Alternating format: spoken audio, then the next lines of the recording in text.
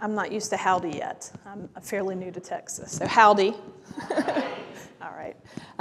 So today I want to talk to you about a student named Henry. Henry has autism spectrum disorder. And when I met Henry, he was 7 years old, and he had no spoken language. And he was also very aggressive most of the time. He was so frustrated that he couldn't be understood, and he was frustrated that he couldn't understand what was expected of him. Henry had excellent teachers and excellent parents, and they really worked with him using the best practices available to teach him language and social skills and life skills.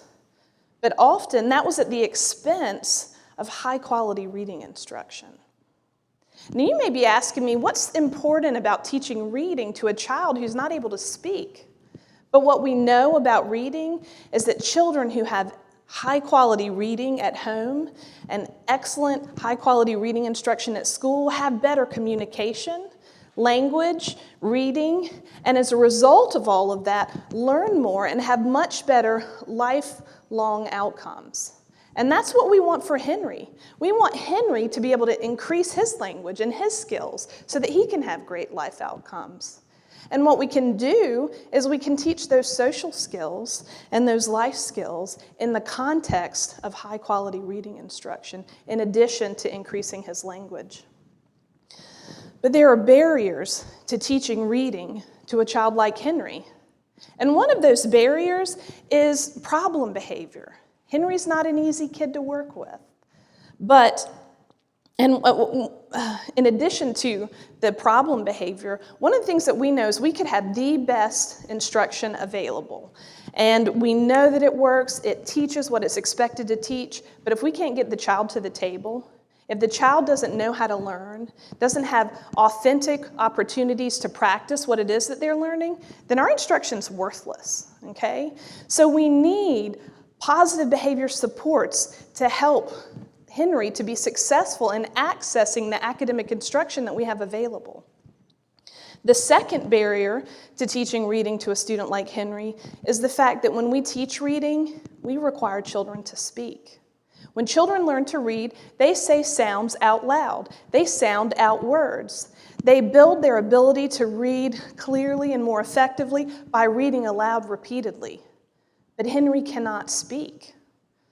Well, my goal as a researcher is to remove these barriers.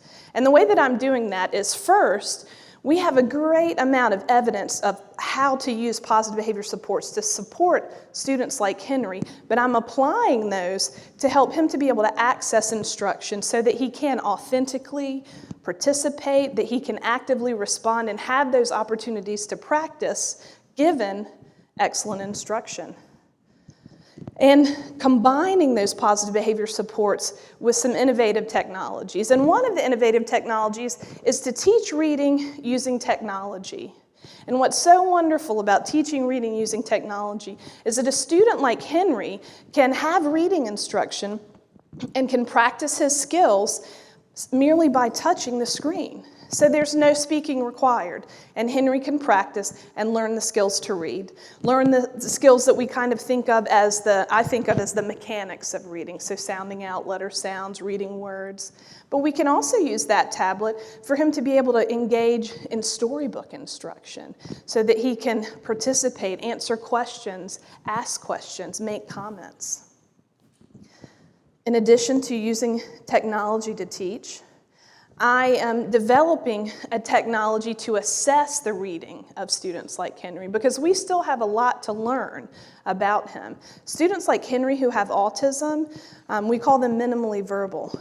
When I look into the research to find help for me to better develop instructional strategies, it's not there because students like Henry are hard to work with. Okay? And so we need greater assessments to support us in being able to understand Henry. And we can use a tablet for him to be able to touch again. Many assessments require spoken language.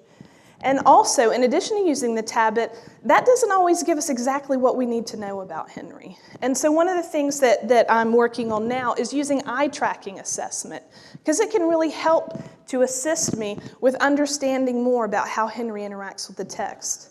Does he understand that text goes from left to right?